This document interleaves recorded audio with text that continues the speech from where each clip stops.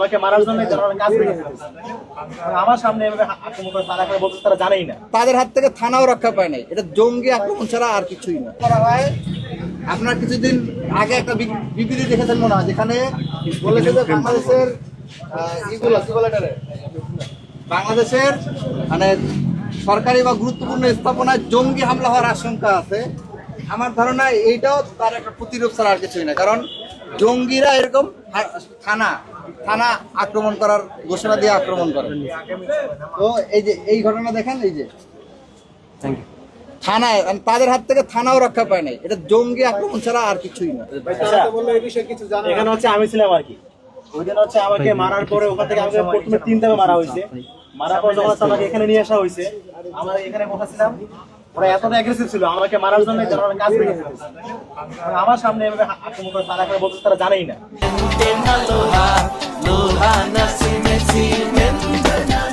আপনি চিন্তা করেন, একজন উচ্চপদস্থ কর্মকর্তা সে জানে না তার থানায় কি হয়েছে না হয়েছে, এটা আমাদের বিশ্বাস করতে হবে।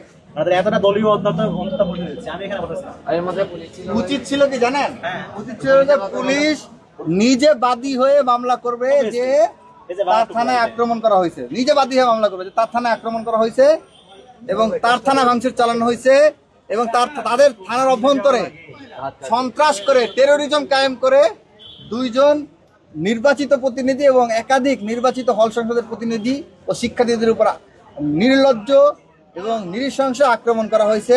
তাদের থানার অভ্যন্তরে ঢুকে এবং থানা ভাঙচুর করানো হয়েছে। উচিত ছিল পুলিশের বাদী হয়ে মামলা করা, কিন্তু আজ 3 দিন পরে আমরা অসুস্থ ছিলাম, হাসপাতালে বেডে ছিলাম, সেখান থেকে উঠে এসে আমাদেরকে আজকে অভিযোগ দায়ের করতে হয়েছে। তাও এখন পর্যন্ত আমাদের মামলাটা গ্রহণ করে না, শুধুমাত্র অভিযোগটা গ্রহণ করেছে।